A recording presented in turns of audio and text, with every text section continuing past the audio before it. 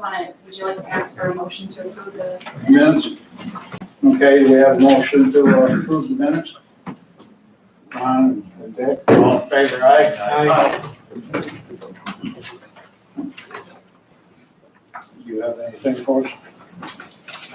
The next would be the presentations. Okay. Tim Hunt is up first. Tim?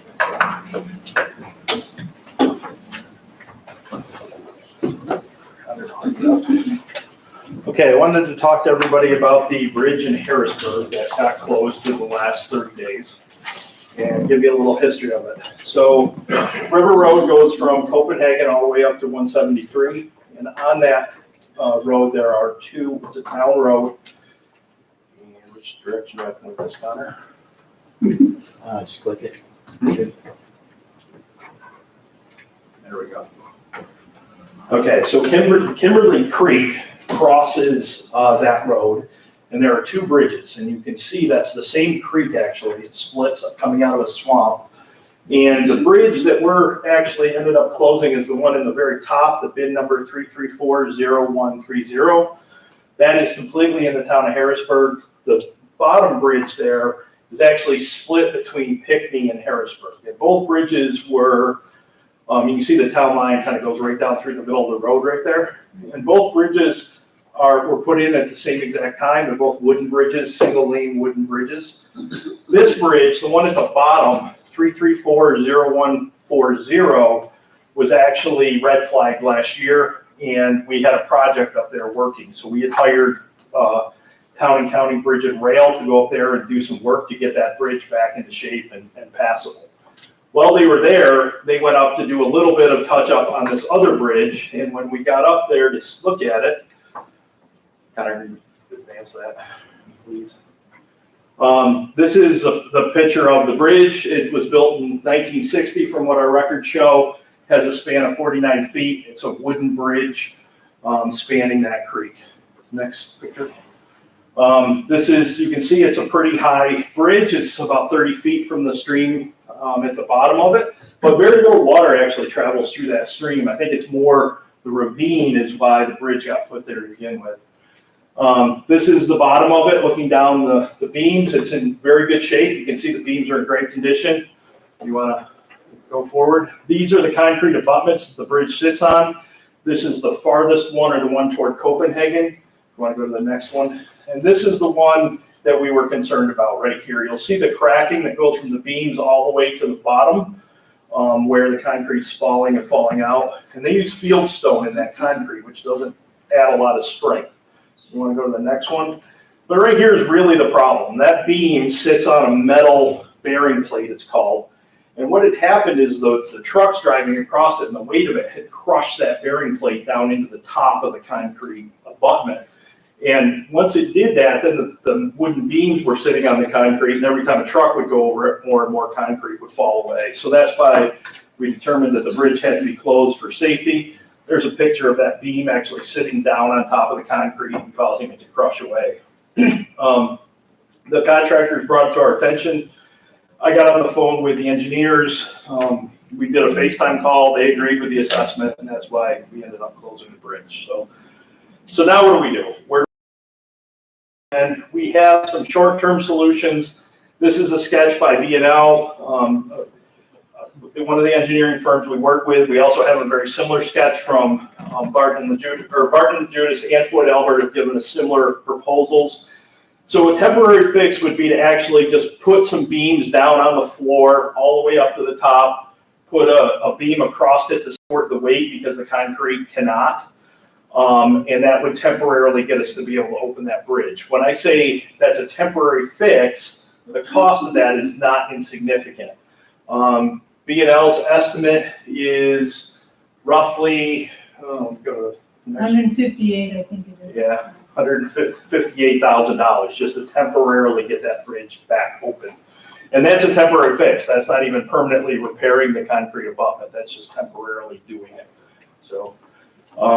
So our options are temporarily repair it, about $158,000. We could probably do that in 4 to 6 months. It's not an easy fix, but we can do it. And that is only to hold us off for a year or two until we can replace the entire bridge.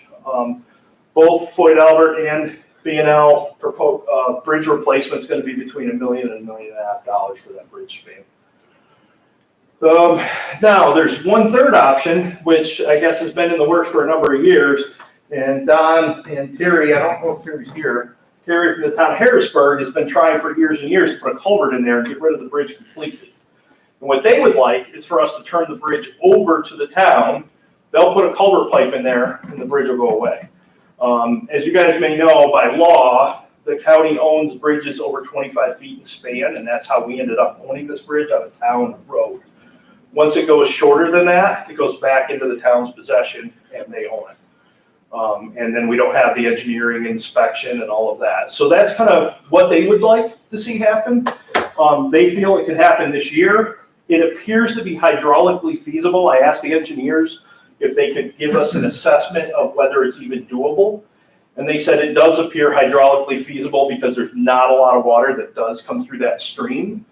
It would have to be a fairly large culvert pipe. We're talking 10 feet in diameter to do that. And, you know, the idea is it would have to be contingent upon them being able to get the permits. I believe that they've met with the DEC. There are a few conditions, but they feel that they can be met. And if they're able to do that, it would remove all the liability from the county. Now, what they're asking is if we could help them do that, help them pay for the pipe and the fill that goes on top of the pipe. So they're asking for $90,000 and us to turn it over, and they would get rid of the bridge and put a culvert pipe. So those are our three choices going forward. The replacement is 1 to 2 years out. Temporary fix if we even want to do that, because we're going to be spending that plus replacing the bridge, and then ultimately a short-term fix. So those are our options, and I'm going to leave it up to you guys. Tim, we talked about the beams. Yeah. Do we end up with beams? We can. We haven't actually come up with that determination. I don't think you guys have any particular need for them. No. So, yep. There's a resolution in your packet for option number 3. So if we are gonna do that, that requires a resolution, so we put that in. So that's ready to go if you wanna go that direction. In the hydraulic work the engineers did, what kind of a safety factor they, we just had consequential range here. So what I didn't want to spend a ton of money doing a full hydraulic analysis. What they did tell me is that they would have to go out and survey it to actually do a full hydraulic analysis. It's going to cost about $15,000 for them to do a full hydraulic analysis. If we were to replace it with a bridge, that's part of the process. They have to do that. If it goes to a culvert, it's not required. But what they did say is that a 10-foot culvert pipe in that location would meet a 50-year storm requirement, but would not meet a 100-year storm requirement. So they're like, it's right on the edge. That was my initial. It's right on the edge with a 10-foot culvert pipe in that location. It's what their best guess is without going out and doing a full-blown hydraulic analysis. And what have you got to meet as far as 100 year, or can you get by with a 50-year flow? Well, on a bridge, you have to meet the 100-year storm. On a culvert, you do not. So that's where we're kind of in this gray area, right? We're taking something that was a bridge and turning it into a culvert. That's why we think we can get away with it. Don's met with the DEC. Then the 2 requirements that they have are that the culvert is 1.5 times 1.25 times the width of the street. of the stream. So the question is, how wide's the stream? And that depends on when you're measuring it. But we think we can meet that requirement. The other one is it has to be embedded into the stream channel by 20%. So they want the bottom of the stream channel to be natural stream bed.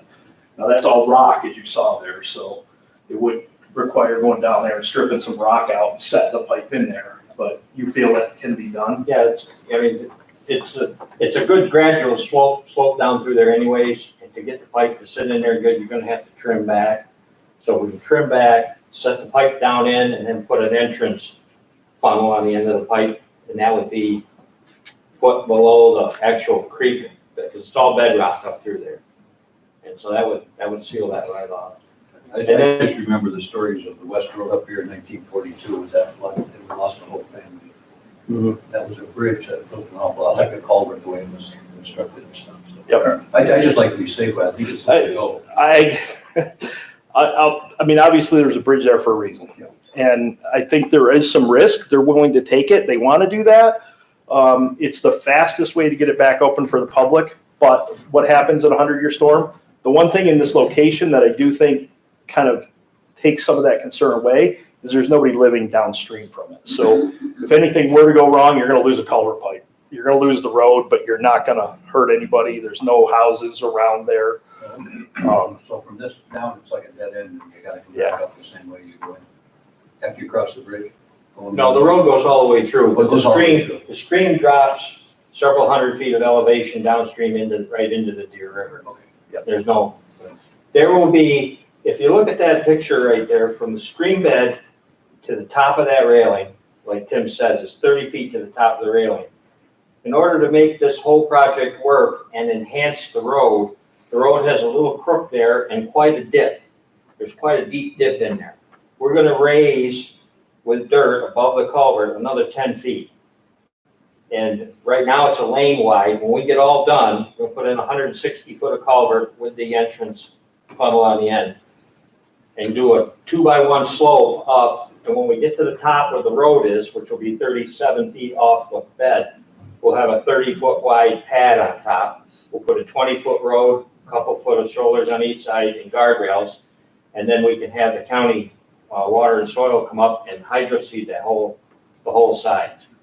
So we'll have 37 feet of earth on top of that pipe. So it'd be about 900 loads we're gonna have to haul in there to fill that whole thing up 160 feet long. Yeah. Taper. The massive project. Oh, yeah. What's the total cost of the entire project? What's that? What's the total cost? Well, we really haven't got the total cost of it down because we're still working with some landowners to get dirt right there available, right on site. One of the landowners had verbally agreed to allow us to take a hill out of his hayfield, push the top dirt back and take the hill out. And then once we get to the top of the pipe with good crushed packable stone, then we can come up to the road surface with dirt. I'm gonna say that in the end, it's gonna be about $150,000 total with the material and time and labor. But really, the towns are looking for just the material cost to get it done. Our engineers said if we were to contract it out as a pipe like this, it would be $500,000, $500,000 to put a multi-plate pipe in that location. That's with us paying prevailing wage and obviously. $190,000 is all you're asking for. Correct. Correct. Because we're already budgeted for our diesel fuel, our equipment and our labor. So we don't, we're not contracted trying to make money, so. And are you gonna help your department with in-kind work? or- If we can, we will, but that's not part of the deal. We kind of, figured if we got schedule, because we've got probably a month and a half worth of paving to do right now, so. that's- There might be some information because we've looked at this in the past. I can't tell you how many years back. And we were looking at options. Have you found anything? I have not found them. I've asked and I've looked and I've tried to come up with records, but I cannot. Okay, because we were talking about both culvert and the bridge. Yep.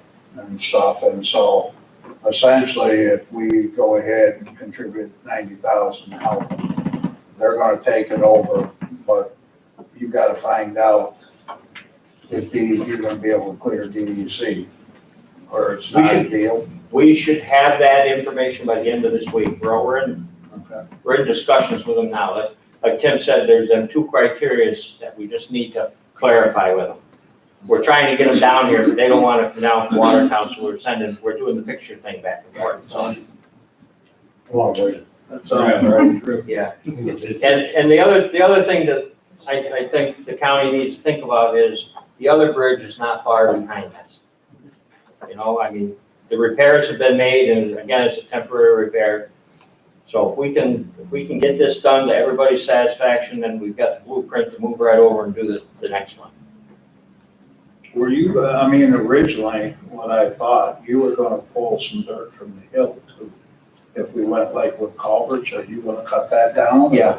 Is that Yeah, we're gonna- for dirt? Yeah, we're trying to take that, when you go down in there with a snowplow, you So we're trying to make that just a continuous flow through there. It's a 100-year culvert too, right? Yeah, the culvert is, if you took a galvanized culvert, which we don't use anymore, but they make them out of aluminum now, they spin them with aluminum, and then they coat them with the same black plastic that they put on the black culvert pipes they're putting in driveways now. And the DOT guarantees it for 100+ years. Plus you can put 99 feet of fill on top of it, so they're very strong. Tim, Any if other- you were to replace the bridge, would it qualify for any of our federal and state funding? And if so, how much would we have to pay applicants? So potentially it would. Unfortunately, the deadline for submitting applications was in April. So this would be in the next round next year, and we wouldn't receive funding until the fall of next year if that bridge was So selected. that's why you're thinking it's 2 years out? Yeah, it's 2 years out before we get there. Now, if we got there, our share of that would be 15%. So it's, certainly wouldn't be that expensive to the county if we were to get there, but we're gonna be there, we're gonna be waiting 2 years to get to a place where we can replace that bridge. If you were to go with the bridge, would it be a 1.5-lane bridge or a 2-lane bridge It or? would be a 2-lane bridge. Now, the way that we wrote up the proposal or the resolution, because what I didn't want to do, I think the biggest risk is we turn it over to the town, they can't get the permits, the DEC comes up with something that we can't meet, and then we're in a situation where we can't go forward. So I just wrote the resolution to say contingent upon them receiving all of the permits.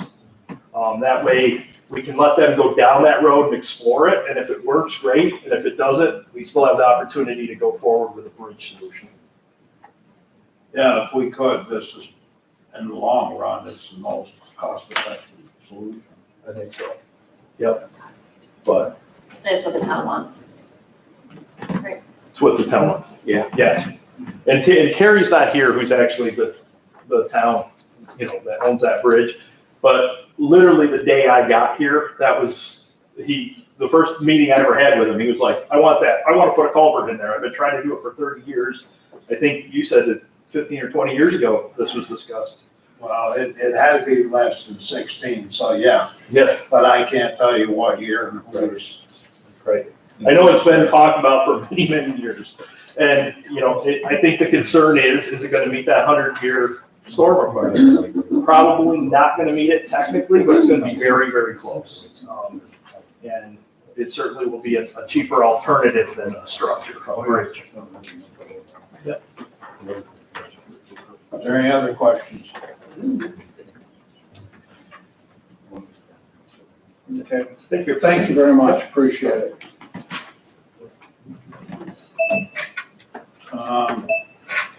Lewis County Law Enforcement funeral policy.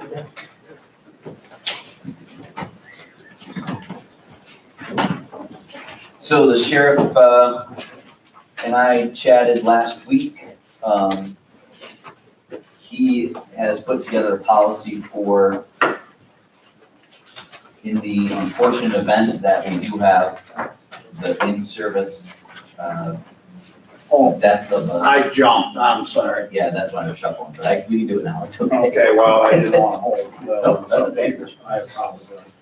So you guys had asked that we bring forward a policy to be approved by the Board of Legislators for a funeral policy at the sheriff's office.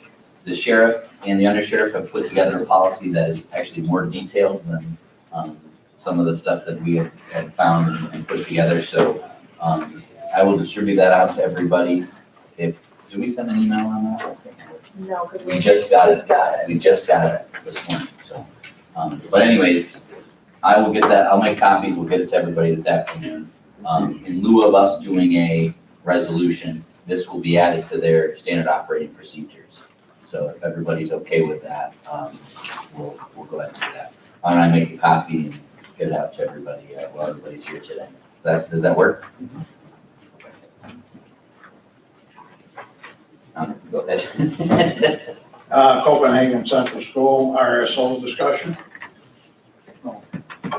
So Caitlin sent out some materials to everybody, and then Cassandra has them printed out at everyone's desk. You basically, to boil it down to 3 options. Just as a reminder, Copenhagen is requesting the full school resource officer. Your page here with the three different descriptions has it. There's school resource officers, there's special patrol officer, and there's school safety officer. These are all positions that exist in New York State. We can easily create them. And one of the positions, actually the school safety officer would not be an employee of the county, it would be an employee of the school district, so that would be out of our jurisdiction. So those are the options, along with some other information that might help you. Is that set the table enough, Jerry? I think so. Okay. And you gave us the information. I think we got one more presentation. No, they're just discussions. Okay, so let's open it up for discussion, see what people's thoughts are. What we think we'd like to do. I think if Copenhagen wants the full SRO, then they should have that, but I do think that we should look at how much the county spends versus how much the school district spends. Yeah, I guess, and I agree with what you're saying. So you were talking about, correct me if I, before, was maybe charge more. Would be a greater share for the school districts and stuff like that. If the school district is what's driving us to have SROs instead of another one of these 2 options, I think that this district should be paying more. Okay. Hey, what's, anybody else, Ian? Go ahead, Lee. I like the idea of special patrol officer. I think special patrol officer has all the ability that a full-time deputy has, and their time will be limited to the school, as well as their salary would be fully paid by the school. Quite frankly, the SRO thing, from my perspective, that has not worked out for the county. It's been a struggle to get them on recreation patrol in the summertime. I can't see increasing the police force up there by another person and, just enlarge that issue beyond what we already have. Particularly when a special patrol officer has all the ability of a police officer. I don't see the need to go to school resource officer would involve county funds. That answered one of my questions. Because it says here within the limit, set by Lewis County, but the idea is because they're in the school the whole time, they're not doing any county work unless they have to be pulled for something special. Right. It's all being paid for by the schools. I think that makes sense to me. And then also we're looking at school resource officer. Looks like it costs 4 times as much as a special patrol officer. I think and I think that, the practical benefits are pretty close to the same. We're still talking about somebody who's appointed by the sheriff's department. They can perform basically the same functions. There's not really much of a difference. I think it strikes the perfect balance. I like the special patrol officer. And I think that would be a good model if it works, if other schools come forward and want something in the future. So Jerry, can I just make a couple of comments? So the special patrol officer, the reason why that person has to be available to assist the county sheriff's department is because the person is being hired through the county. So if all of the work is being done at the school, then there's no reason for the county to really be involved in hiring that person. It would make more sense for the school safety officer directly through the school. But because this is a special patrol officer through the county, we have to have the ability to use that patrol officer in the county as well. So that's an important part of the equation there. And that also probably means that they have to have the training. They're retired, so they would have had the training to be a deputy, essentially. Okay, Ron? I'm good with the Special patrol officer. non-special patrol officer. I'm looking at a school patrol officer, a school safety officer. They're going to be what Larry's calling a special patrol officer. Well, the special patrol officer is actually, Look at this one. Yeah, go ahead. is actually a retired police officer. I don't think a school safety officer has to be a police officer. I think they don't need to continue their certification. That's what I'm looking at. Thank you. Whereas a special patrol officer would continue their certifications as a police officer. I think that's a difference. Yeah. I think so. I know those schools, they were not, at least Copenhagen, they weren't on board with the idea of a school safety officer. They saw, and it's their own determination, they saw a big difference between that and a school resource officer, but I think the patrol officer is much closer to the resource officer. Is that what you think, Larry? Yeah. It sounds like there's not really a whole lot of difference. It's just a question of what are they doing when they're not in school, but we don't need that. Is really the point. We don't need to add more. Well, Well, but I just got a quick question out here in the audience. Yeah, go ahead. Well, the special patrol officer doesn't have to necessarily be a retired police officer at all. It says right here, retired corrections, parole, or probation. So it's not necessarily a uniformed officer, it's a retired peace officer. peace officer. There's a difference between peace. That's set by I'm a New York, retired peace officer. right, and that's set by New York State Civil Right. Service. So I'm just saying that it's not necessarily a sheriff or a state police. Could we specify that we want someone who's a police, or is that not impose extra rules? If you wanted to impose additional rules outside of what the state sets for limits, sure. It's just gonna be limited.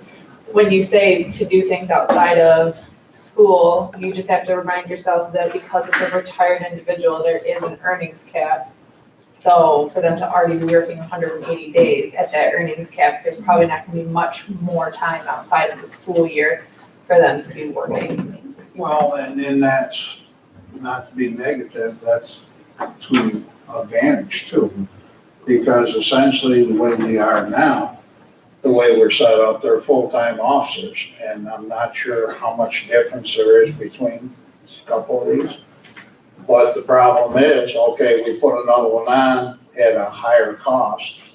Then the problem with that is that, do we really need them?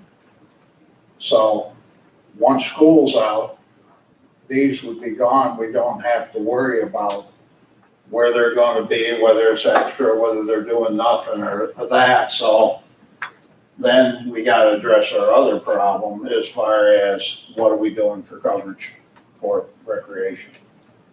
But, I kinda like when the school year is done, they're done. Go up there. Just, I guess to clarify with the special patrol officer, so that person is on our compensation and the school is not participating, not sharing. We would have a contract with them. Yeah. Okay, so I guess it doesn't say that, so I thought, so 35,000 is the estimate that the school would pay a portion of that. Well, the maximum they can as a retired individual is 35,000. Well, if they're working completely for the school, except if we have to keep on a couple days as far as, so they're working for us the way it sounds. Yeah. We may have a couple days of where we got paid till they reach where they're off duty, retired, or not retired, laid off till the next school year. Yeah, I think from a dollar standpoint, Bill, go ahead. Jerry, one thing I never understood, and I agree with Lisa, actually. I never understood why we only charge them 55% when they have at least 75% of the time. And I think for the existing contracts we have, I think next year we ought to add to it. And I would, they got budgets just like we do. Right. Maybe do a 2-year contract, add 10% to make it 65% next year and 75% the following year. And I know I'm muddying the water because I'm talking existing, but it's only fair that they pay for what they're getting. And- Well, And I don't know why we didn't put more in the. And that's it, some of the questions, but, I mean, I agree with what you're saying, so, but they're both roughly 180 days, school years. So, Well, however many days, pay their fair, once we get an agreed upon number of days, let them pay their fair share ultimately. well, I mean, correct me if I'm wrong, this is a question we asked before, now I'll ask Brian again. I mean, essentially, we based what we're doing now is the pay difference is, why is it different? Why isn't it if they're both working 180 days equal? South Lewis, so sometimes these things evolve, right? So the first SRO we did was with South Lewis. South Lewis got a grant for this position. So we allowed them to pay their grant amount and we paid the other 45%. When the second school, Harrisville, came on board, we said, well, South Lewis still had their grant going. It wouldn't be fair to charge them more than what South Lewis was being charged, so we matched the percentages again with Harrisville. The thought of between 55, 45 had more to do with 180 school days. Now, what we're hearing now, 3 years into the program, is that 180 days isn't an accurate representation apparently of what the schools need, because you've got 5 days of training before the school. You've got, these school resource officers that are going to superintendent's days, so they're doing the training that the teachers are doing. So it ends up being apparently more than 180 days. And by the way, that was the difference between some of the spreadsheets you'd seen from the sheriff's office and some of the spreadsheets you'd seen from me in terms of the SRO's time. I was basing it on 180 days. They were basing it on straight, they report to the school, September through June. But that included Well, like week-long holidays like spring break and things like that. Right, which is why the days I thought was more accurate. The issues with the schools, not in percentage of payment, not the share. So whatever the Right. schools agree to, that's it. And they ought to pay at least 75% in my opinion, ultimately. But again, we got budgets too, so they, particularly in South Louis, because they're getting that $50,000 grant, they would have to add quite a bit to the budget. Just my humble opinion. No, and I agree with what you're saying. Got a question for Caitlin on the special patrol officer. That's a civil service title, Correct. correct? Yes. So do you know that you can change civil service law to change the way that whole thing works? What do you mean? In order to make it a different, like where you can only, you want to look at New So York the- State Police or just sheriff deputies? The county, and we have an example MOU from another county that only requested retired police officers. So this is telling you what your expanse can be. I'm not changing the rules, we're just putting a You're gonna minimum, put an extra into it. just a into the limit, law. a limit on them. Do We you can, think you're we gonna can retire limit that law further. enforcement for $35K? Well, Right? it's gonna work. It's Others, gonna work. others have found it, and I'm not saying that, and I'm not If it's saying that's the retired. option. More than likely, if they want something. Right, I know they can't make more than 35. I know Right. that. I'm under the same rules. So, I don't know. The school's gonna pay them, so. Dick's got a question here. When we sat here, sometime about a month ago or less, and the schools were present, the sheriff was present. I think I distinctly remember the school saying money wasn't the big problem with them. They wanted the SROs, the standard they've got today, and they pay the money if it's extra money. So my question is, why don't we stay with that and let the schools pay that extra money and everybody's happy? Well, I also remember that we asked them to come back with a number that they were comfortable with, and neither one of them came back with anything. I don't like that method of business. They were here, they talked to us, we talked with them. And the charge was to come back with a number that they were comfortable with. Yeah, and I guess I would like to see a little more complete communication, Ryan. Have you Yeah. talked with them at all No, well, sure, I've had, since they were in here, right? yes, many Are they conversations. still willing to pay more money? Yes.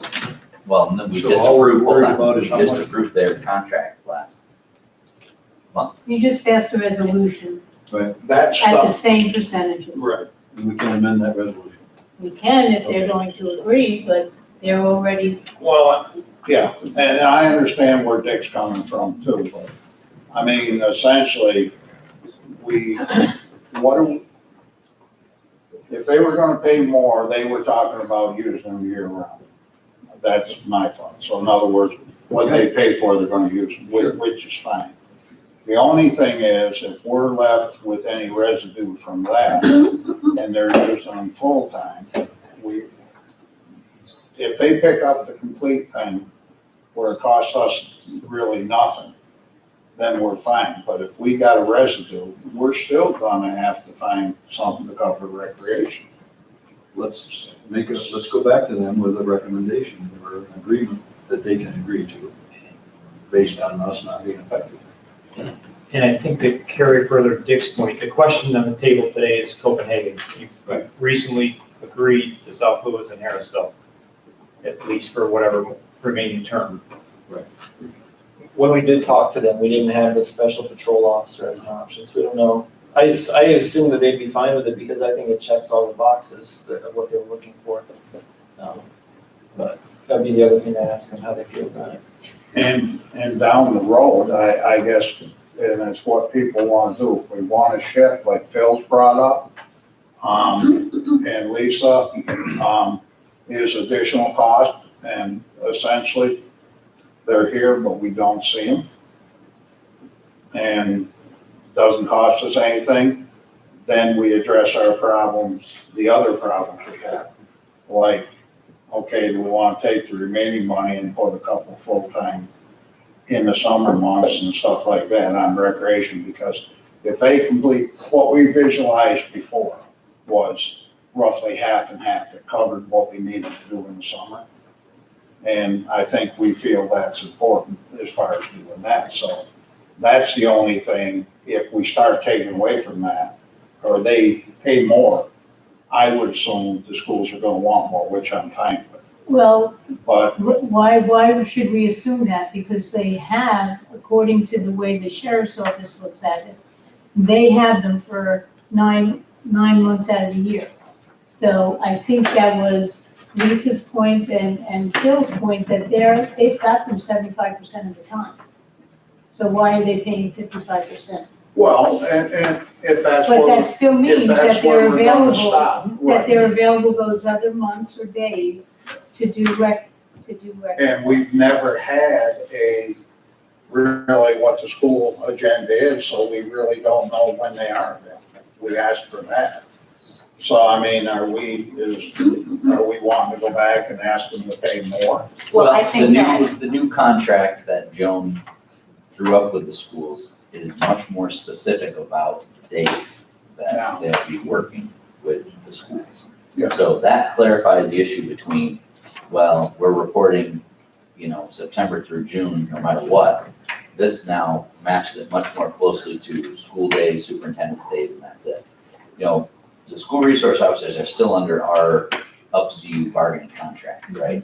So just because the school's closed for the week of Christmas, doesn't mean that those folks automatically get that week off from, paid time off. They get paid, paid time off through our bargaining unit.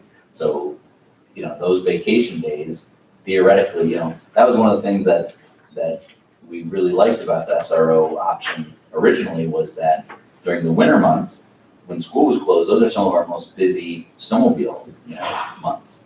So, that's where the days versus the months thing got a little complicated, but the new contract does clarify that very clearly. Okay. I think because we just passed this contract and it's going to affect our budget, that we should start the discussion now with the schools so that Next year. next year, or, We only did a one-year yes, contract, so so next year, they can, we'll see how this goes. if they, but maybe once they look at that and they look at special patrol officer, they look at the numbers, they look at the budget, or they hear from their constituents, maybe they will no longer want an SRO and they have to do the. So I think you gotta look at the question you're trying to deal with. South Louis and Harrisville are done. You have to come up with a decision on Copenhagen. You've got some research with 3 good choices. You show the schools that research and say, the county likes special patrol officer, it seems like I've heard you say, the county likes special patrol officer. If you want choice number 1, school resource officer, Copenhagen, 75%. If you want special patrol officer, we'll negotiate. We like that option. And if you want school safety officer, go for it. It's yours. So I think that's the decision, and then that starts to set the precedent for South Louis and Harrisville when they renew. Well, and to be honest with you, I'm not convinced this is going on forever anyway. And I hate to be negative about it, but the way it's set up, if we don't get the patrol where it's supposed to be, it's gonna end.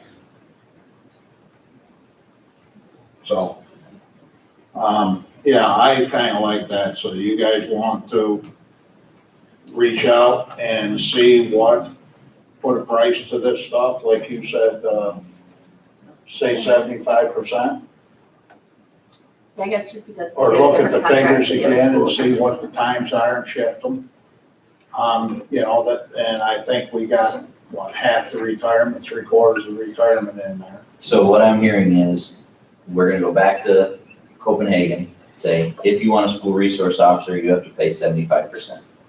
If you want a special patrol officer, you pay 100%, but it's a lot cheaper. And if you want a school safety officer, that's your own feeling. Right. And give them the option. Well, I mean, see what they're looking at for the simple reason. And then the next question we got, what are we gonna do with another RSO? That's what I'm stuck on it. So if we could get the 2 SROs that we got now to do what we want them to do with rec patrol. I see this as a resolution, are we gonna add another rec patrol officer? That's what it means to the county, whether it's 75% or 55%. Because I don't see any difference in terms of the service to the school between an SRO and an SPO. They're the same for all intents and purposes. I don't see, unless we really have a need for another rec patrol officer, if we can get the other ones to do it, all we're doing is adding more police. And it's more expensive for the school too, quite a bit more expensive. Not that they're, saying that that's a huge issue for them. Well, if they want it, as long as, my thing is we can justify. And when we started out, it was a win-win situation, I thought. But we found out different than that. It's not a win-win situation. It just costed us X amount of dollars. And we're not really getting the effect out of it we thought we would, so. But we have a new contract, so maybe that will. So this year's contract's already done. I guess one of the questions I would have, and we might need to do an executive session, would be whatever they choose, would we consider, or this is the way it's gonna be? The other one's gonna take effect next year. So follow what we've already set for 1 year, and then it's gonna be up there if you want to continue. You're saying follow what we set for Copenhagen, right? Because the other 2 are set for you. Yeah, as far as price wise. Right. Yeah, but I would like to reach out to Special Patrol and see how they accept it. Well, to Ian's point, the difference between a school resource officer and a special patrol officer is minimal. If there's really no impact to the school between those 2 individual people. So if we offer them a school resource officer for 75%, does the county need another recreational officer in the summertime? That's the only question for We us don't right now. need that. Well, We've got 4 people up there that are on Parks and Rec. He's got a budget for part-time people of $60,000. We've got 2 resource officers up there that are not being utilized with the way we intended. And if we go down the resource officer road, we're just exacerbating the problem. well, we just got the snowmobile study out that said that, suggested that people want more patrol, and we're going to be We doing can't it. get more patrols. And we're going to We be doing keep it. throwing bodies up there and nothing happens. So if we give them, it's gonna be the same situation if we give them another person. We just don't, the sheriff's department does not support recreation patrol.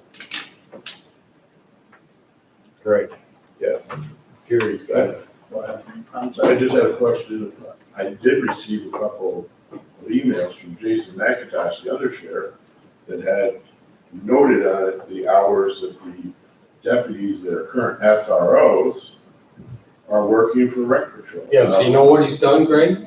Now the SROs are the only 2 people doing rec patrol up there. Well, that's what. None of the other 4 or any of the part-timers are filling out any time sheets on rec patrol. We even went down Are they doing from it? what we had. But are the 4 part-timers even doing anything? They are not filling out rec patrol time sheets. There's only 2 people filling out rec patrol time sheets, where there used to be 3, 4, 5. But are they working? The 4 part-timers? No, Then we're not paying them. So what seems to be the goal is to get recreational enforcement. We can't get there. I thought we were talking about SROs. Yeah. Yeah.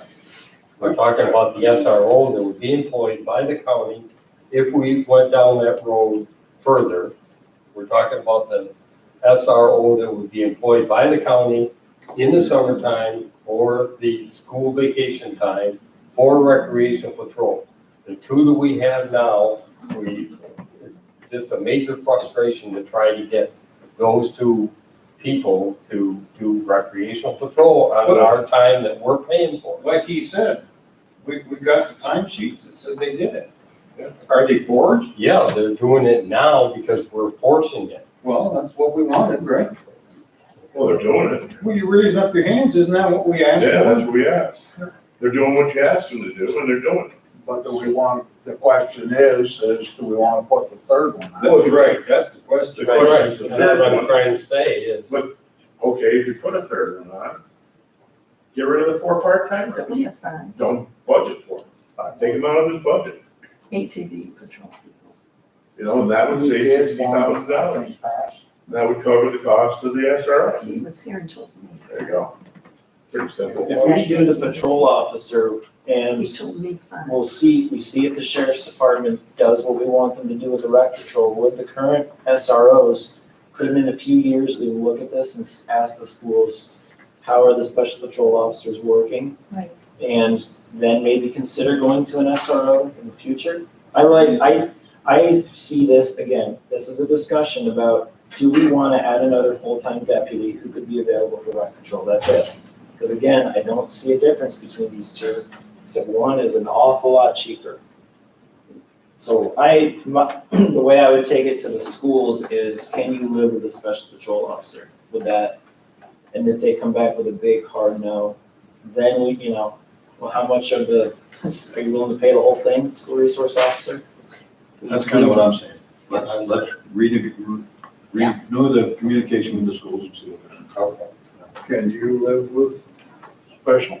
The schools are happy on that. I mean, Along with what I they're think saying, we ought to get put some- something together to go put out in front. We're talking about Copenhagen. Yes. Yeah. So, here's what I'm hearing. We're gonna go back to Copenhagen and basically give them the option that this committee recommends the special patrol officer. Can they accept that? If they say yes, then we'll give it a shot. If they say, no, we really would like the school resource officer, and we tell them, okay, but you're not gonna get the same deal as the other two schools.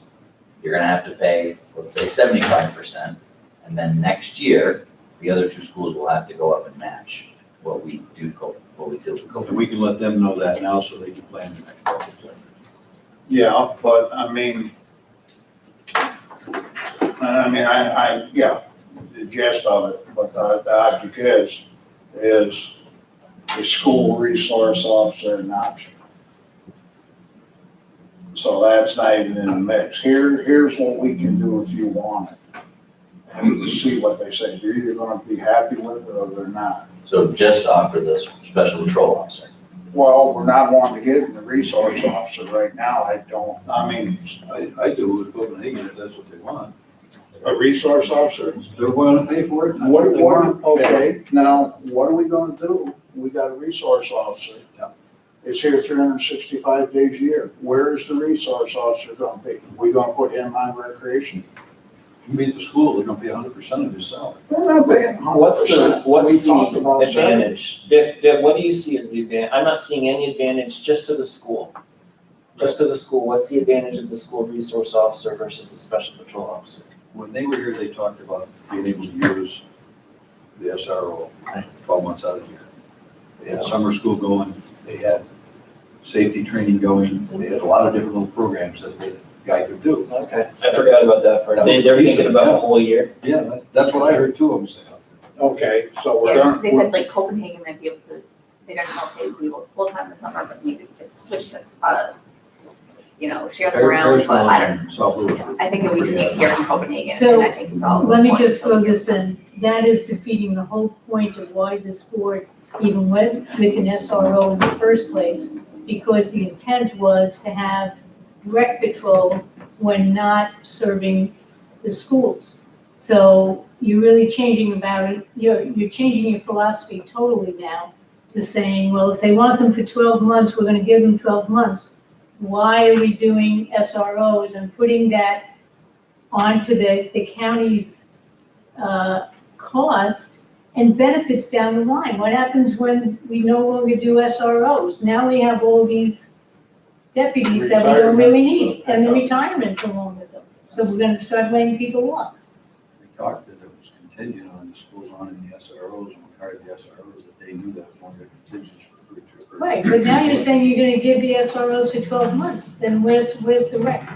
Where's the rec? Yeah, I see two different problems. One of them is what the school wants, if they want an SRO, or not. And then the other problem is getting us our patrol for the rec. Right, But I don't see the schools responsible for solving our problem with just people doing the rec program. And I think well, but, yeah, I agree 100% with you. So why, Lisa talked about 75%. She felt that was the balance. So we're gonna be with 25%, and it's gonna give us roughly the same amount of hours. I don't think the hours are changing, it's just the amount of cost going into what they're using them now. And for that, we got recreation covered if they do what they're supposed to do. If we give it to them 100%, then the problem is we've got these people on the books, which is fine, it's not costing us anything. But who's gonna pay, who's paying the retirement in down the road? I think we just have to go to the schools, and until then, it's just a circular conversation. I guess I'm not willing to go another resource officer. So, I guess I'm not part of the committee, go but ahead. No, to muddy the waters a little bit. A deputy out on patrol, if he's on a sled or UTV or the boat, he's doing recreation. If he's riding around in his car with the Explorer and he back roads, he pulls over some ATVs, is he road patrol or is he recreation patrol? well, seeing they're usually pulled over in the same spot, crossing the same road or coming down the road. How do you say it? My visualization, they're out all over the trail. There's no set spot that you're gonna have to check. Right. So I don't think that counts as recreation. I tend to agree, but this is just like the report last week where one of them reported it in recreation patrol and he was at the fatal accident. Now, Right, but on the it was same aspect, recreation patrol, but that's what it was charged to. well, when stuff happens, it seems like everybody shows up for those.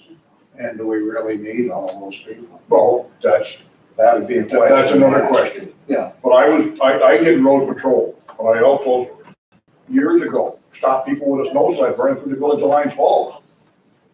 Was that road patrol or was that recreation patrol? There's a fine line between which is which. Well, if you see it, regardless of what you're doing, you should. Yeah, but I'm But just, on the same aspect, every time you patrol, take a vehicle and wait for people to cross the road. To me, that's, you sit there and right, cover those, if that's you're on. sitting there, but if you happen to be on patrol, and you just, you come up on a bunch of four-wheelers, Right, you do what you gotta do. Which is- regardless of who it is, yeah, I do have a couple more questions. Andrea, I just want to catch her first. You got any questions? Or thoughts? No. Okay, great. We don't want to muddy the water. I'm not trying to muddy the water either, but I'd like to know specifically what the special patrol officer, can he arrest people?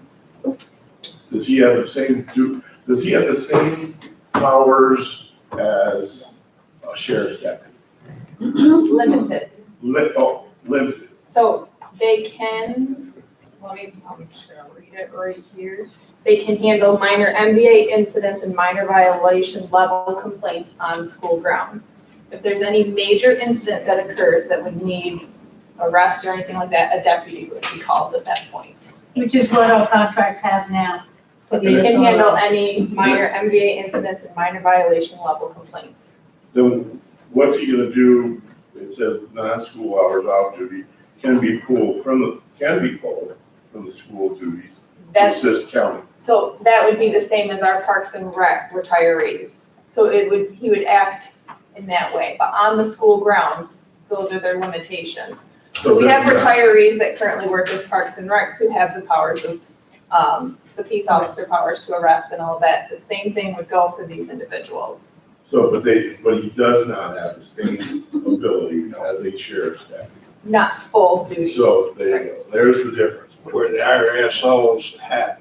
The Yeah. RSOs, yes. But the schools weren't looking for these, so they had people. We're not looking You're to not arrest looking for them. law enforcement. Yeah, I agree with Jerry. My inclination is special patrol officer or nothing, but honestly. If that's what you were saying, Jerry, I think that's what you said. The big thing is, and it's over and over.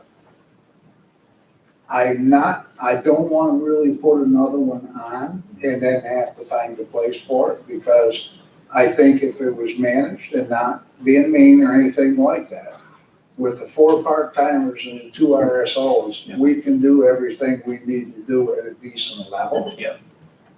And you put a 3rd one on, and I'm afraid we're still gonna be in the same damn boat. If we had information in front of us that said those 2 SROs plus the 4 part-timers still are doing what we want them to do, but they still can't meet the need, then we could have to talk about adding another, but we're not there. It's not my decision, but, just me, one of my thoughts would be, RSOs are good for 40 hours a week in the summer, that's what we're paying them for.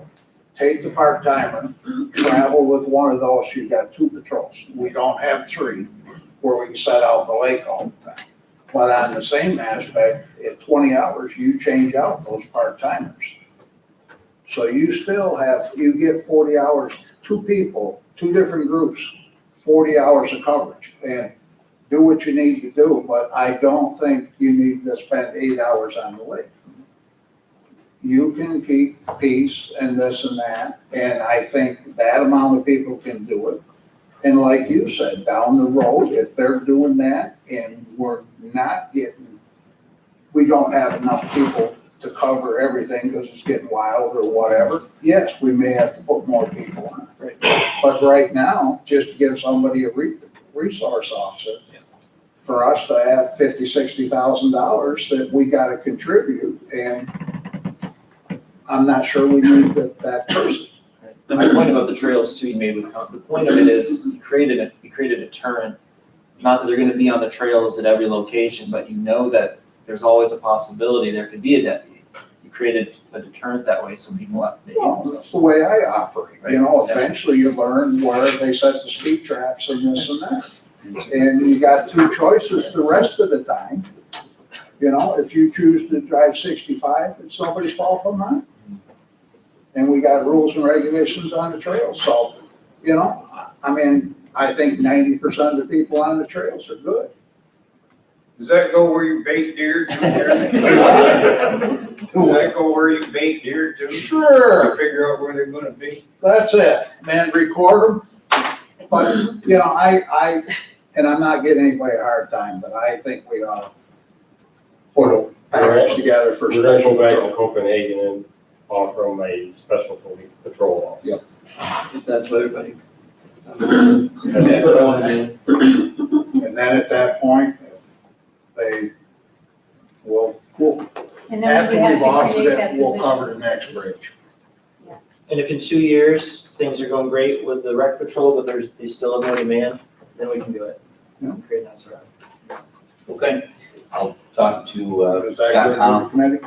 It's not good to me. The other thing that I noticed for all the stuff we got from the undersheriff, from Caitlin and stuff, one of the things that seems to be keeping us from doing what Larry, you want to do, and I agree, getting more people there, is there's nothing about when these officers take their vacation time or their sick time. So we can sit here all day and say, okay, when you're off to school, you're going to be doing record.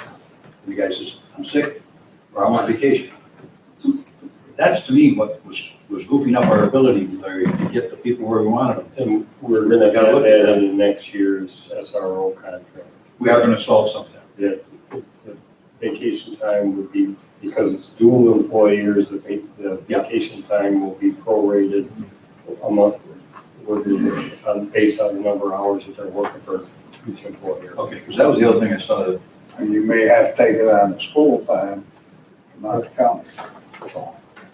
So let's just remember that according to their collective bargaining agreement, all the deputy patrol officers put in for vacation like every other deputy patrol officer and the SRO at a certain time of the year, and that's when their vacations are generally set. So the collective bargaining agreement controls vacations. But if we offer a special patrol officer, they only work 180 days anyways. Right, So we don't have to worry about vacation. right.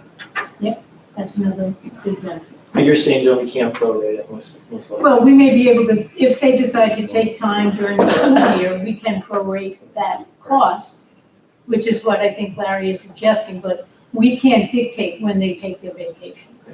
Oh, I got you. Part of the problem is we're flip-flopping back and forth between two existing contracts and Right. trying to come up with Yeah, another. yeah. And the thing is, and correct me if I'm wrong, isn't there an understanding that vacations, regardless how you put into it, we still need to maintain a workforce that's capable of doing the duties?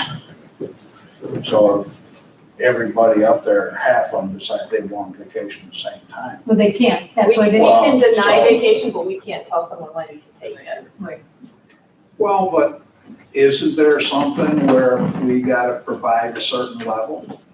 What's it? We provide the vacation time, but we can't tell them you have to use a vacation day at this You can't point. let everybody, put it this way, we all want to take our vacation the same No, they 2 can- weeks. They can deny. We the can vacation. deny based on That's what I seniority. mean. They can deny. Yes, we can there's deny. a seniority that they go. It could, the seniors get it and us flunkies, the lower ones, don't get it. That's correct, but I'm just saying you can't go in and say during school breaks, any SROs are gonna be required to take vacation time. Well, We can't is- require that. Thank you. Is there any other discussion on this? Seeing we've whipped it to death. I guess we probably ought to move to the motion. We have a motion to go put a package together for special patrol officer. I'll make that, Ron, second. Ian, all in favor, aye? Aye. Aye. Opposed? Opposed, okay. I'll show, Dick opposed. One last note on this topic. We have to have a decision at the August meeting. because whoever we are putting in place needs to be ready by September. So. Okay. No. Can you have a package put together? Yep. And the cost and stuff like that, and then put it in, and, you know, I guess, yeah, and get it to them, and ask them for a response. Yep. And then we'll- I've been talking with Scott right along, so. then we'll Should cross- we get in touch with them today so we can move something along more quickly, if that's a pretty timeframe? Yeah, why not? I can call him right now, yeah. What's the next thing? Junkyard review board discussion. I'll step out then during that, in between.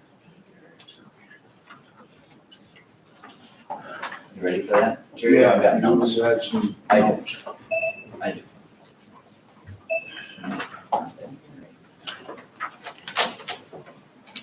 Okay.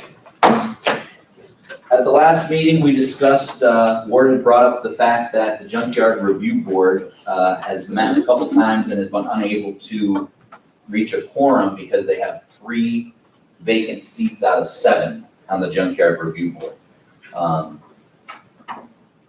Some folks on the committee thought this was a time to, before we appoint new people, discuss kind of the future of what we're doing with junkyards. And so Joan, Ward, Jerry, and I met and went over a couple things. And I'm gonna run through a list of 7 items that we came up with that might help and that might spur some discussion. So feel free to jump in through any of these. The first thing that we talked about was that we should reappoint the 3 members and keep the Junkyard Review Board going.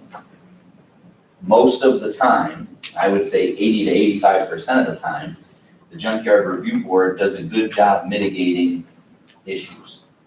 It is the 10 to 15% of folks that are consistently non-compliant that we get stuck on. So throwing out, we're kind of like, getting rid of the Junkyard Review Board is like throwing the baby out with the bathwater. We've got to accept that they're doing a good job for those, day-to-day junkyard complaints. We are not doing a good job with those consistent complaints. And for whatever reason, we're struggling to get across the finish line with these folks that are truly non-compliant. So the first thing we're going to ask the committee is to reappoint the Junkyard Review Board members. The second thing is, we're going to ask the committee to meet once, we're going to ask the Junkyard Review Board to meet once per month in the summer. Currently, they meet every other month, which makes sense in the winter. You can't, if boards guys can't even take new photographs of a property in the winter to see if they've made any progress. We typically don't ask people to make progress on their properties in the winter. But in the months, spring, summer, fall, it actually makes more sense for them to meet regularly and move things along quicker. So right now, if they meet in April and identify a problem and say, okay, by the time we come back in June, please have this problem fixed. We come back in June, it's not fixed. Then it takes, August until they meet again to cite the guy. Now we've wasted all summer, we're back into the winter. So try to move things along a little bit quicker in the summer months with the Junkyard Review Board.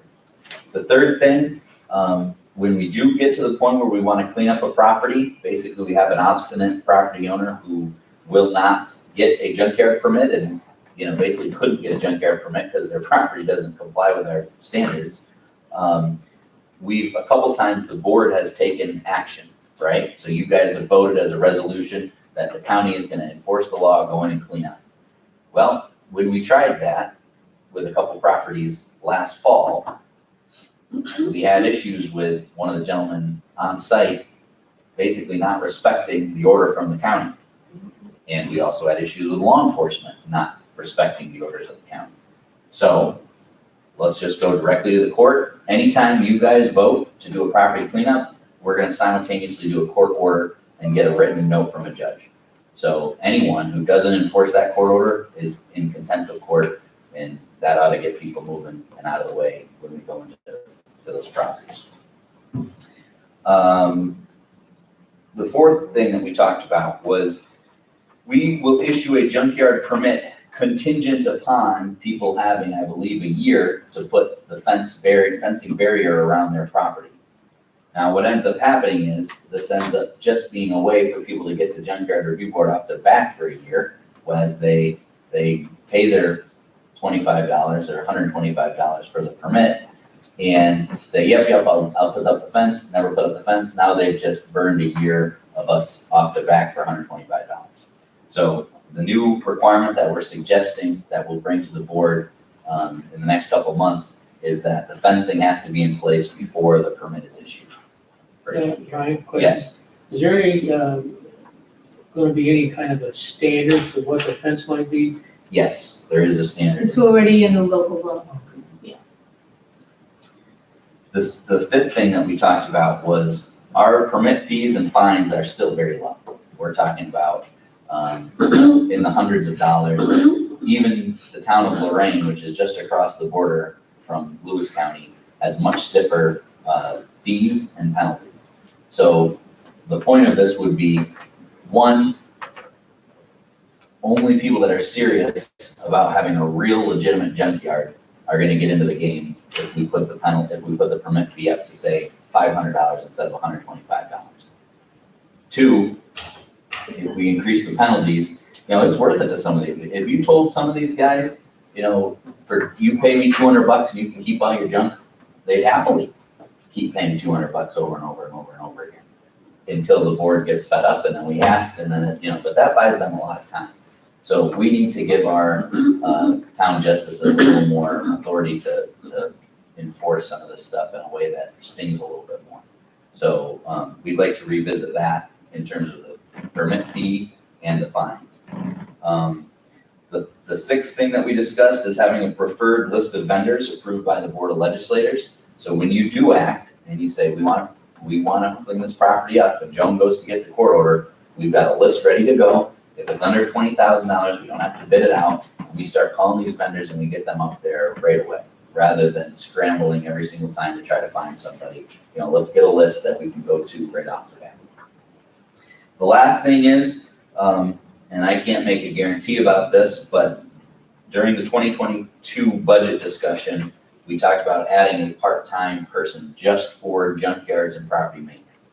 So our codes guys have a primary function of issuing building permits for new builds, okay? And that is right now a rather demanding job. We have a lot of new builds happening all across the county. I understand it's a priority of the board to focus on junkyards, and we need to meet that. But I also understand from the code's perspective, they have always felt that property maintenance is second tier to making sure that new builds are being done correctly. So perhaps something around budget time we can talk about is having a part-time employee just to focus on junkyards and property maintenance. Some weeks they might work 25 hours, some weeks they might work 5 hours, but it depends on what's out there. And then we've got one person kind of keeping track of all these different properties. So that is the discussion that we've had in a nutshell, basically 7 takeaway items. A few of them will come back to the board, via changes to the junkyard law in the next couple months, but that's where we landed. I'll turn it back over to Jerry. Yep, we're throwing it out there for discussion, so we'll have a little bit of discussion, what people's thoughts are. We headed the right direction. We don't want to touch it. What's everybody think we ought to do? Brian, what, the makeup of the board right now, it can be 7 members is what I thought I heard you say. Yes. How many active members has the board got right now? 4? Okay.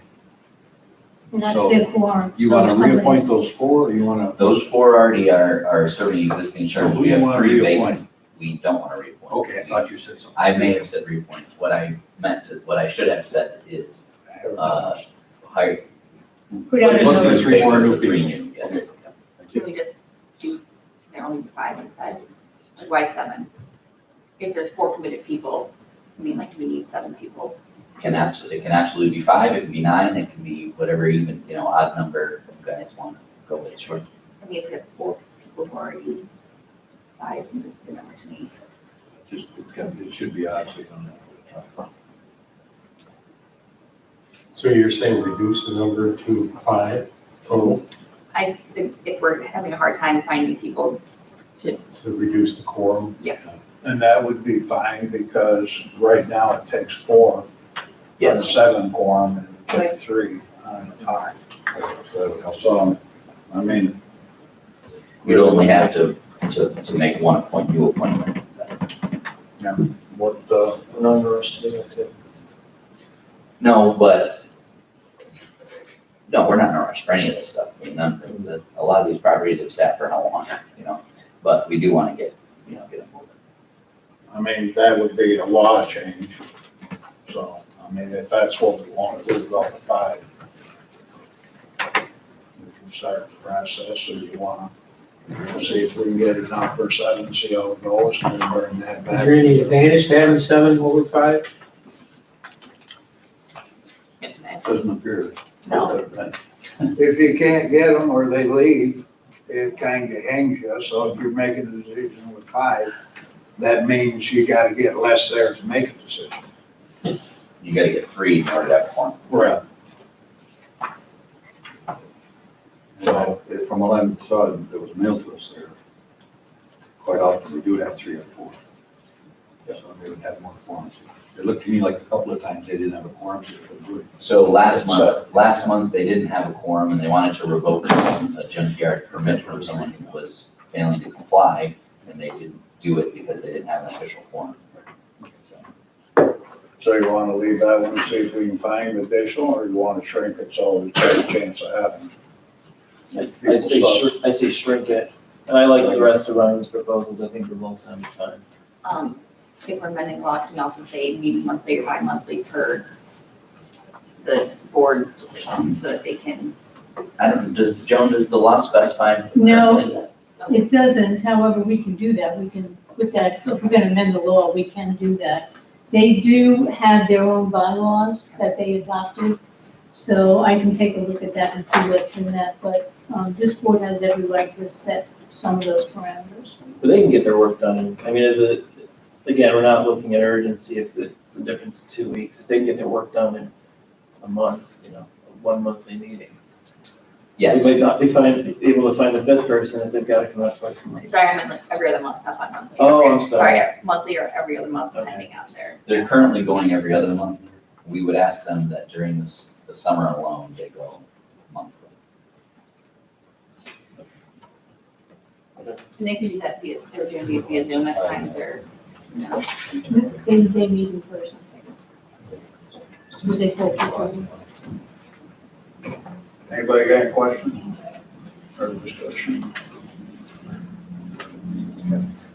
The only other one we might want to bring up on the hedgerows and stuff, we are using trees. I'm not against that, but if we're going to put in, you got to have your screening done before you get a junkyard permit.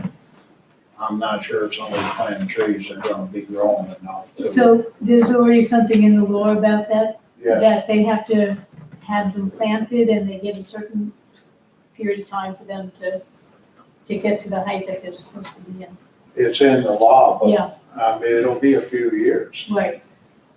so. So what are you suggesting, that you don't want to give them that? That Well, they have to have the hedging up to the I height? guess the question, do we just pick fencing? Sometimes a fence is gonna look like a junkyard anyway.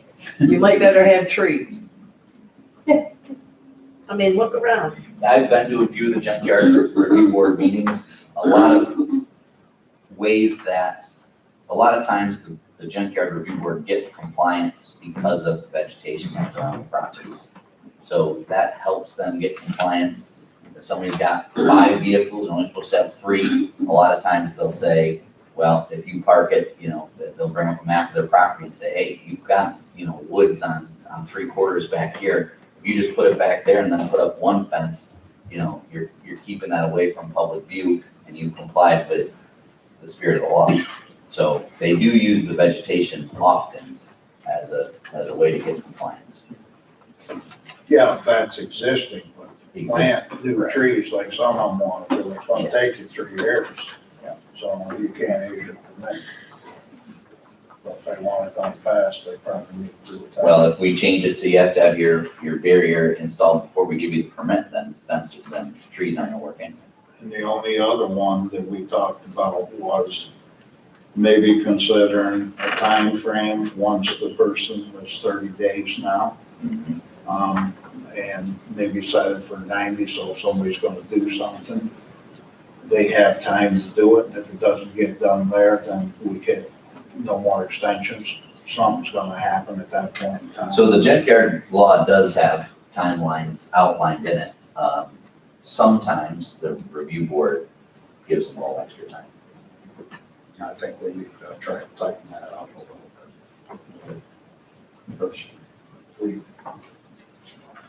keep stretching out, you need to really do it for everybody. Okay, so So everybody, I'll do a draft and circulate it to the committee. anybody got any other questions? Okay. Do we want a motion on this one too? No, I've got notes that's good enough here. Well, I guess motion to, if you're gonna list, put in the paper for another member. Okay. Well, Later on here. if they're gonna go down to 5, they definitely, that's a board decision. But they can at least, We're gonna have a resolution. Or do you want more, because the So existing that board didn't cut. is 7. Well, I mean, I think I'm happy starting where we're at. I think everybody is, what Ryan listed, so we'll look at that stuff and then, we can do allowing Ryan to advertise with motion. so even if Motion you're, here right now that says for 3 vacancies. correct, if you're contemplating bringing it down to 5 members, then you still have 1 vacancy. So I'd say regardless of where the discussion goes in the following months, we could at least get 1 more person up and running, right? And then they got the farm. My thought was just advertise for vacancies, leave it blank and then we can go either way. There you go, sure, you get multiple candidates, yeah. Not that I think you're going to do, but. And I'm gonna back up too, because I think I might have missed this. We had a little bit of discussion, 7 or 5, and it kind of leaned in one direction already. We just gonna see how we do it. So, So Dick is suggesting advertise it without specifying how many spots we're trying to fill, and No, then but we get, we also had the discussion, and I'm not sure where it was, whether we already know we want to go to 5 instead of 7. I thought we wanted to think about it for. I don't remember. A few weeks and, because it was brand new motion.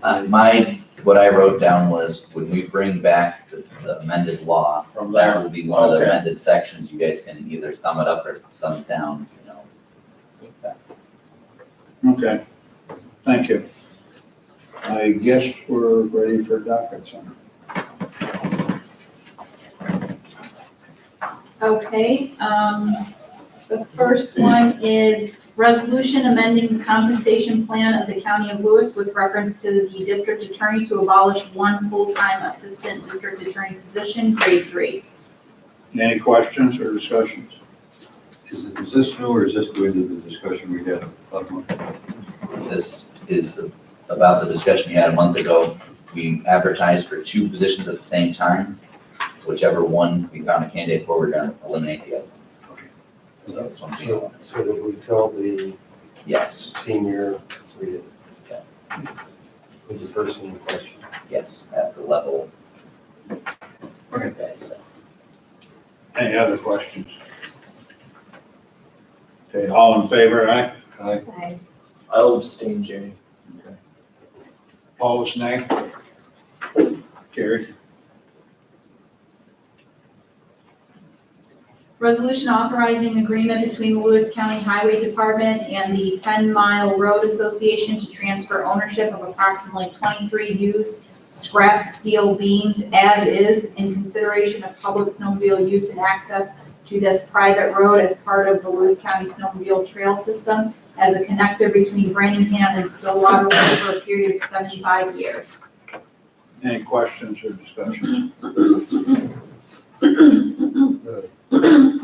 Dick, you got something? Yeah, who we're transferring to.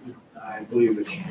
To the 10 Mile Road Association, which is a number of owners along that road. And they've got to keep it open for 75 years, is that what? They've been doing it now. They have a bunch of bridges and roads that they maintain. It just falls with the code. Okay, they're leaning against wood now, but if you don't like wood, it's fine. I don't want. And these are stuff that they go for scrap, so. Any other discussions? All in favor, aye? Aye. Opposed, nay? Carried. Resolution approving and authorizing an agreement with the town of Harrisburg for the transfer of title and ownership of the River Road Bridge in the town of Harrisburg to the town of Harrisburg, together with the sum of $90,000 to the town toward the material cost associated with the removal of the bridge and replacement of same with appropriate culverts and other required materials, provided that the town complies with and receives all necessary permits and approvals from the New York State DEC. Questions, discussions? All in favor, aye? Aye. Opposed, nay? Carried. Resolution to transfer funds in the county road accounts to facilitate an additional maintenance project utilizing funds allocated to the construction material account in the amount of $40,000. Questions or discussions? It's the additional maintenance project.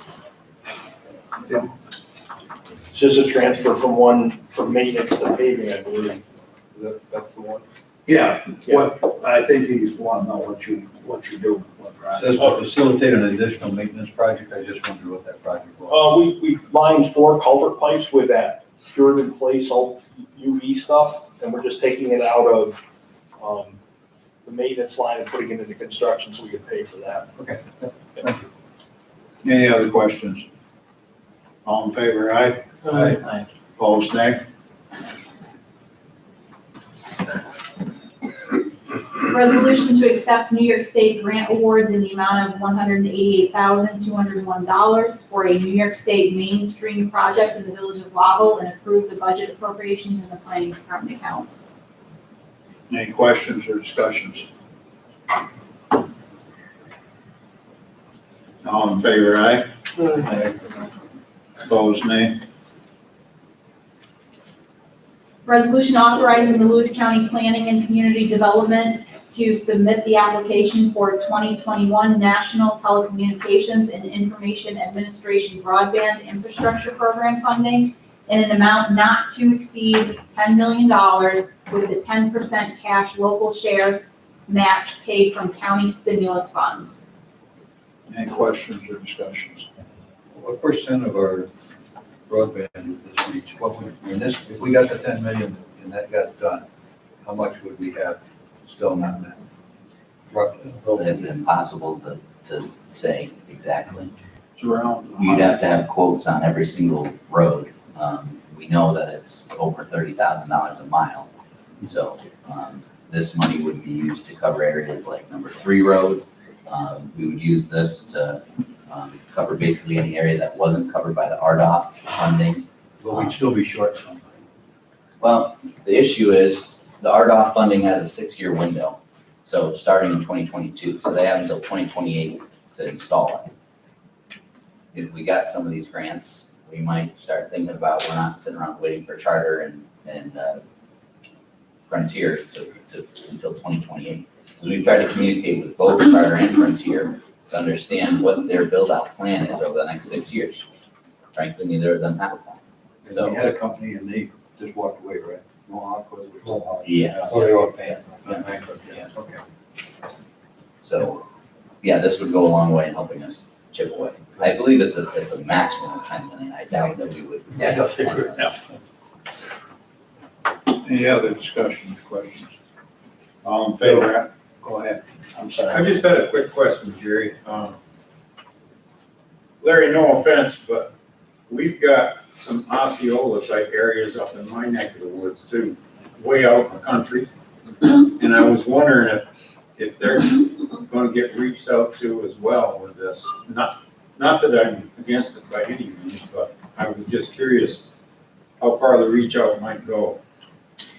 It's gonna be a cost benefit analysis, right? So even to do, number 3 road, which I believe when Cass and I were talking at 47 hookups, the cost per hookup was something like $10,000-12,000.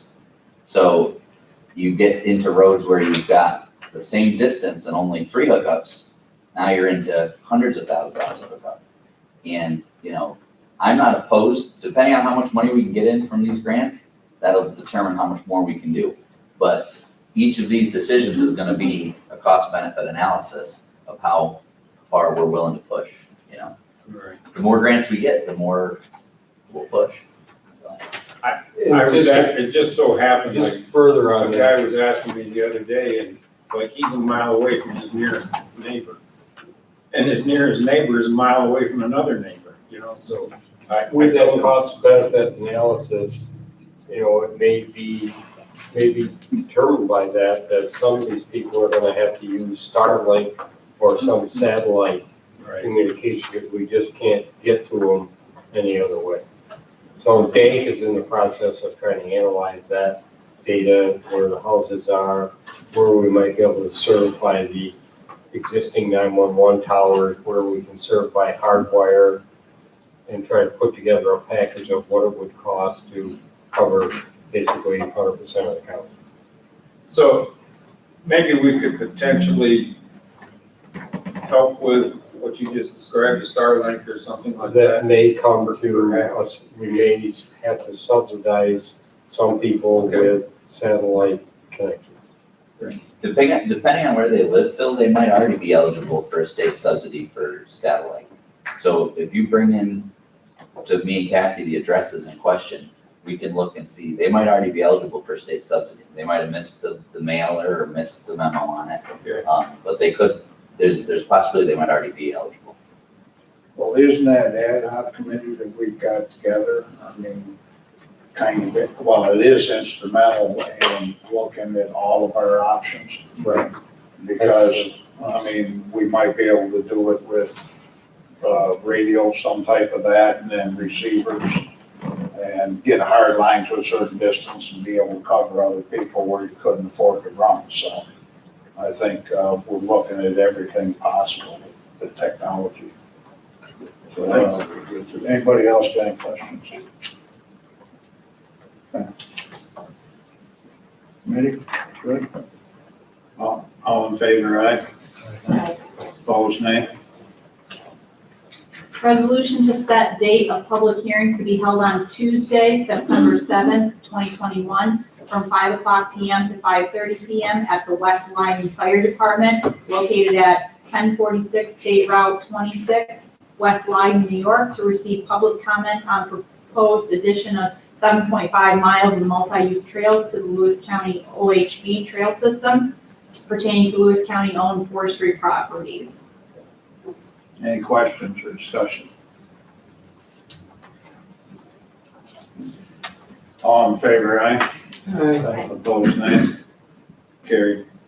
Resolution regarding seeker review to add 7.5 miles of new trail to the Lewis County OHB trail system and declaring no significant environmental impact. Okay, questions or discussions?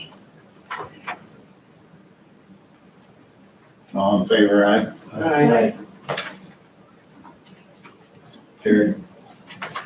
And then the motion is to authorize clerk of the board Cassandra Mosier to place an advertisement in the Watertown Daily Times to fill vacancies on the junkyard review board.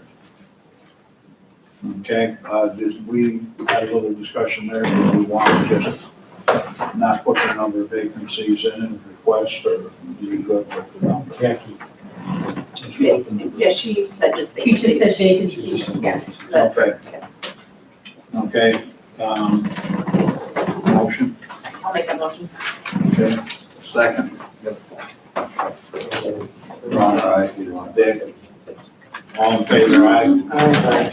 Opposed, nay? Okay, and the only other thing I had, we scheduled,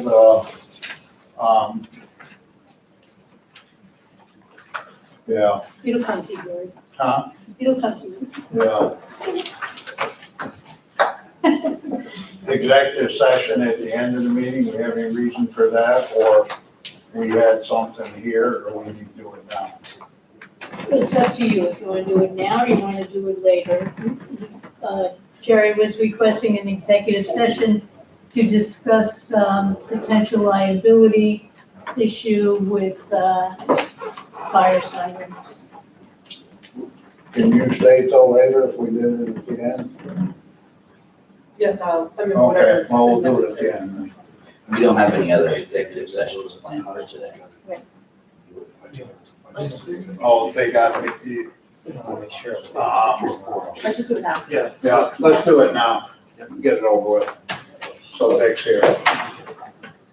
So we have a motion for executive session. I'll move it. No, Ron's turn to second. Go Ron second. It'll only be 10 minutes or so. Sorry. And we're requesting that Cheryl stays with us.